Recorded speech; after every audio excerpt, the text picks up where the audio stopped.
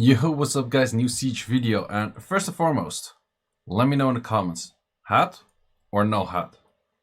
Okay, let's go into the Siege. We have a Siege against Light Hope and Aftermath EU, so those are both top 4 guilds, pretty good guilds.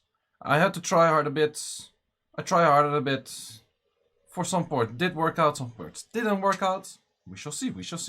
So don't want to make this video all too long. Next video of Siege is going to be a very good one. Gonna bring back a fun unit a few times. You might already know what's happened. We got a more of a chill Siege. Because this video, while I recorded, it's still from the previous Siege. So kind of late with that. Happens when I'm working. So I want to keep this video kind of short. I just finished work like literally like 5 minutes ago. Restarted recording this, probably going to stream later. Yeah, that's the life of killing everything. Okay, wait, that's not what I mean. But it is quite busy. Yep, I've been doing quite some stuff at work, then also trying to keep some videos up and that kind of jazz. It's a busy life. It's a busy life. Not sure how long I'm gonna get this for, but yeah, we're gonna pull this through or not or something. I don't know. We shall see, but as for this video, kind of want to keep it short. If there are some offenses that are taking a little bit long, I'm gonna speed them up. But this one is still pretty fast. It is still pretty fast. And it's easy when MSTs are on Nat 5 defenses, in my opinion.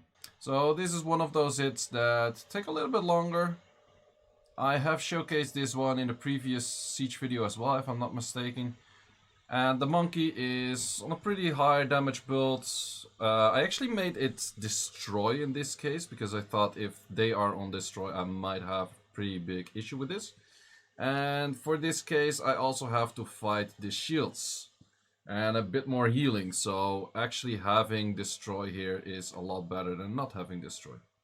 Too bad armor break got removed there. Still proc though did a lot of damage. That still did quite some good stuff.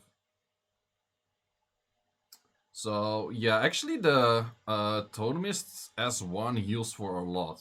I feel like the S1 heals a lot more than the other skills. And the moment that your monkey is on max stacks, we just did a 27k without a defense break, just a attack buff. That's pretty nasty. So if you're not using your monkey and you're fighting a lot of these kind of Tian Lang Iris defenses, and especially if there's a Nana there as well, because Nanas tend to stack the monkey very fast and not really kill it. This is a very strong team you could rune up and you can use your monkey for. But yeah, now for the last thing, it just takes a little bit to actually kill it. It's not a big a deal, but it just takes a little bit of time. And then you win. Fighting a similar team, and someone was asking like, or someone was telling me, it's like, oh, you have to make your twins like quite tanky, mainly the Martina against Light, because otherwise you die. My get-go was, they can't do damage to me if they're already dead. Sure, my Martina proc double and went 3 turns, but they cannot deal damage to me when they're already dead. That was my way to go. And that worked in this case. Will it work in every case? I'm not 100% sure, but in this case, definitely did work. Yay. And of course, once more of these fights, because, well, Siege is repetitive. So that's what you get. Repetitive defenses, you gotta hit them once, twice, maybe thrice. This offense is pretty fun as well. Putting this on defense is not that great. Someone asked me, it's like, oh, you should put this on defense. It seems pretty toxic. Thing is, it's kind of Lucian food. That's the main thing. But it does counter a lot of other defenses where, yeah, it just counters a lot of defenses. And my Carcano in this case is also built on full damage, because the odds are that he's not being hit that much or at all. And even if he dies, it's not that big a deal if he just already killed something. So for that reason, this is very good on offense. On defense, wouldn't necessarily say it's that good. But yeah, as you can see, that thing is kind of squishy. But he also did like pretty much one-shot the enemy, so fair is fair. I think that's he did his job. So he can nearly die to one booster S2 because booster has too much damage for no reason. Woosas. And then we had some newish defense that I've never seen. This was also backline, and I wasn't really sure how to hit this, but I guess this would be fine. You do have some Athena S3s, which could be annoying, and this thing could armor break as well, which actually does armor break because of Accuracy Lead. Accuracy Lead is actually pretty nice, because your 100 res doesn't mean jack shit, and this whole team is on 100 res, and it doesn't mean jack shit, so that's kinda sucks. And that thing proccing into capture is also not that beneficial, and that thing proccing into another skill is also not that beneficial. But I think we're still good, we're still good. If we can actually kill that, yes sir, that's the first stack of Nana, not a biggie. That thing, okay, not an issue, is an issue. So I actually did slightly too much damage, and my Annabelle is actually slightly too slow. Which is actually a pretty big issue, because now you have no healing, and you already know what happens against this kind of team. If you have no healing, you did. You very fucking did. So yeah, my only option would be to maybe kill that, and then nope. Ain't gonna work, Not the best team, to be honest. So then I thought, okay, let's go do this with some Oblivion. But I don't have any immunity source in here, which is somewhat tricky. Somewhat tricky. But as long as we can put Oblivion on the Nana, kill the Athena, we should be Gucci, right? So that's the plan, that's game plan. Oblivion there. Maybe I should have just used an S1. Okay, I actually went for another Oblivion on there, so you don't have any healing. Which is pretty nice, but this thing actually can do quite some damage as well. Yikes.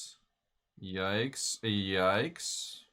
So that's not really too great. That's eating a lot of my stacks. So plan was to actually kill that, and we didn't crit. I got like 95 crit rate or something. So yeah, great.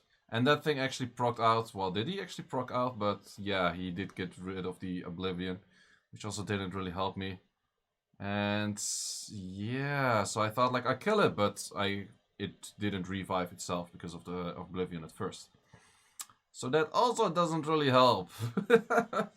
The struggles. Sometimes not really my siege, right? Not really my siege. So only thing I can do is actually get back with the Nigong S3, which I guess is the option / the way to go here. Maybe I should have went for a sleep here, because if that armor breaks and that thing procs out, I lose a lot of HP. And with a lot, I mean a lot of HP. Yikes. Athena proccing is pretty nasty. I still had some chance if this thing actually did something, but that thing also procced and killed him. And then I got AoE armor broken. And this didn't really work out. So is this defense that OP? We shall see. Hitting this defense with a very standard offense. Let's see if it's good enough to actually kill this. Proc once. Proc twice. That Athena is actually very slow. If I outspeed that with my Bolfric, he's actually very slow. Which I guess is the way to go. Just a very slow, a lot of stats Athena, because the slower a unit is, the more stats it has on something else, the stronger a proc is, technically. Because if your unit... It's the same as in Terrace. If your Terrace procs all the time, you don't need speed. You just rather have other stats. And same for if your unit procs Vio all the time. It doesn't need the other... Or it doesn't really need speed. Well, it needs speed to get to that point of Vio proccing, but... Yeah, I guess so. But... Stone on your fucking face apparently hurts too much and freaking kills your ass. That's how this offense works. Stone on your fucking face. And that hurts a lot. And suddenly it becomes very easy. And I have no clue why I had struggles with it the last time. But apparently I should have used this team all along. And then a team that might become meta, and I kind of had to hit in a rush. So I wasn't really preparing for this. And I saw someone else hit it like this. And I was like, wait, that doesn't make too much sense. Because he's actually stealing shields. So I actually should have hit something on the right, either middle or right, and I started hitting left. Which apparently is not the way to go here. I think I should have just killed the thing on the right. Probably it's not that tanky, and probably the shield that he steals are barely anything as well. So I actually didn't want to hit anything while it had shields for some weird reason. Brain farted fully on that, but yeah, this offense or this defense somewhat interesting because it has the speed lead of 28, which is pretty dope. And I thought like if I just kill the if I just kill off the sustain, then I'll probably be fine. But apparently this thing outsped me after a proc and then I died on the Lulu. So my Lulu was not on the greatest build here. So this offense could actually work against this, but this is somewhat quite a nasty defense to Bruiser against. So no longer Shina Martina, but still Martina. Pretty interesting offense, or a pretty interesting defense. So not sure if we're going to see more of this, but this might become something interesting.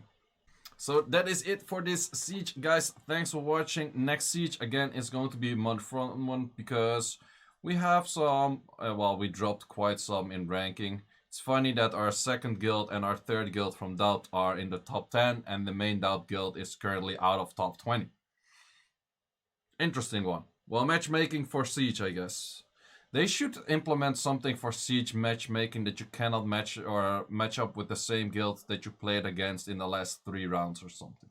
Maybe something like that. I don't know. We had a season that we played like this exact same guild like 4 or 5 times in a row, and then we had one other guild in between, and then we had them again, and then we got kicked out of top 20. So it's just before the tournament. So yeah, that's kind of annoying. That's just some matchmaking RNG. I guess it mainly happens in the top 10, top 20-ish, but I would like to see a slight change there.